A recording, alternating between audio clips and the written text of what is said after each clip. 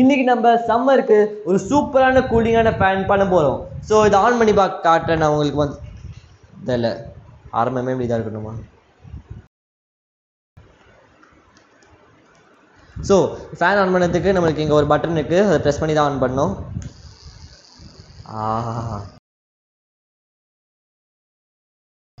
சூப்பரான கூலிங்கான எஃபெக்ட் கொடுக்குது பாருங்கள். ஸோ உங்களுக்கு இந்த ஃபேன் பண்ணோமா, அப்போ வீடியோட எண்டு வரைக்கும் பாருங்கள். அப்புறம் இந்த வீடியோ எண்டில் இது எப்படி ஒரு சூப்பரான கூலிங்கான எஃபெக்ட் கொடுக்குதுன்னு நான் சொல்லுவேன். ஸோ வீடியோக்குள்ளே போகிறதுக்கு முன்னாடி நீங்கள் சேனலுக்கு புதுசாக இருந்தீங்கன்னா மறக்காமல் சப்ஸ்கிரைப் பண்ணிக்கோங்க. அப்போ தான் நான் போட்ட வீடியோஸ் உங்களுக்கு ரீச் ஆகும். ஸோ வாங்க வீடியோக்குள்ளே போகலாம். நம்ம ஃபேன் பண்ணதுக்கு ஒரு பேக்கிங் டேப் எடுத்துக்கலாம். முதல்ல பேக்கிங் டேப்னா அந்த டேப் இல்லை, ஒரு அதோட பேஸு. ஸோ அந்த பேஸ் எடுத்துட்டு நம்ம 2 ரெக்டாங்குலர் பீஸ் ஆஃப் கார்ட்போர்ட் எடுத்துட்டு இந்த 2 சைட்லேயும் ஒட்டிடலாம். இந்த மாதிரி நான் செஞ்சுருக்கேன். இந்த பேக்கிங் டேப்போட பேஸ் இது. நான் ரெக்டாங்குலர் ஷேப்பில் 2 கார்ட்போர்ட் கட் பண்ணி இந்த 2 சைட்லேயும் ஒட்டின்ட்டேன். அடுத்தது நம்ம ஒரு ஸ்விட்ச் வைக்கிறதுக்கு இங்கே ஒரு சின்ன ஒரு ஹோல் பண்ணிக்கலாம். இதோ பாருங்கள், இதான் அந்த சுவிட்சு. நான் ஒயர்ஸில் கனெக்ட் பண்ணிட்டேன் சால்டர் பண்ணி. ஸோ அந்த ஹோலில் வந்து இந்த சுவிட்ச் வைக்கலாம். இந்த ஹோல், இந்த சுவிட்ச் வந்து வெளில வர மாதிரி இருக்கணும். முதல்ல இந்த ஒயர் உள்ளே விட்டுக்கலாம். ஸோ பார்த்தீங்கன்னா இந்த மாதிரி உள்ளே விட்டுக்கலாம். வெளில வந்து ஒயர் தொங்கி நிற்கும்.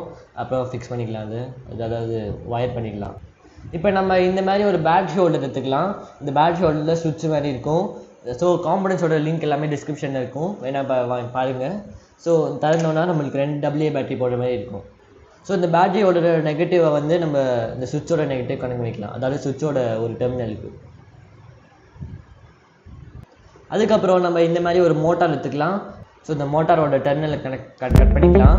ஏன்னா அந்த டெர்மினல் நமக்கு தேவையில்லை, வேறு ஒயர் இருந்தால் போதும். இப்போ இந்த ஒயரை பிக்கணும். ஸோ இந்த மோட்டார் பார்த்திங்கன்னா ஒரு ரெட் ஒயர் இருக்குது, அதாவது பாசிட்டிவ். இன்னொரு ஒயர் வந்து நெகட்டிவ். இந்த மோட்டாருக்கு எதுவும் நெகட்டிவ் பாசிட்டிவ் கிடையாது. ஆனால் ஃபார்வர்ட் டைரெக்ஷனில் சுற்றணும்னா நம்ம பாசிட்டிவ் நெகட்டிவ் கரெக்டாக பண்ணணும். ஸோ பார்த்திங்கன்னா நம்ம நெகட்டிவ் வந்து நம்ம ஏற்கனவே பேட்டரியையும் சுவிட்சையும் ஒரு சுற்றிருக்கோம்ல, அந்த சுற்றலே இந்த ஒயரை சுற்றிடலாம்.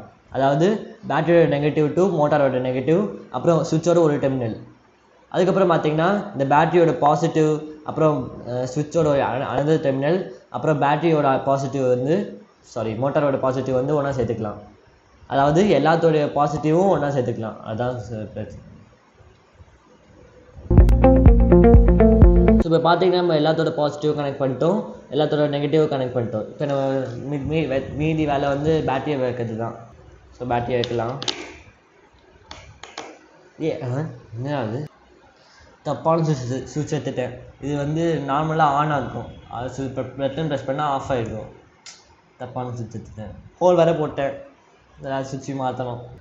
இந்த சுவிட்சை போட்டு பார்ப்போம். அடுத்த ஒரு சுவிட்ச் இது. இப்போ இந்த சுவிட்சோட சால்விங் எடுக்கணும். இப்போ இதை ட்ரை பண்ணி பார்க்கலாம். வேறு சுவிட்ச் மாற்றிருக்கேன்.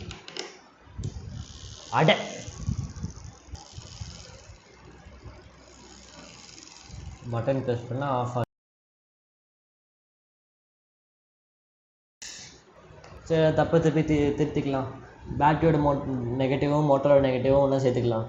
அதுக்கப்புறம் பேட்டரியோட பாசிட்டிவ் எடுத்துகிட்டு சுவிட்சோட ஒரு டெர்மினல் கனெக்ட் பண்ணிக்கலாம். சுவிட்சோட அனதர் டெர்மினலில் வந்து மோட்டாரோட பாசிட்டிவ் கனெக்ட் பண்ணிடலாம்.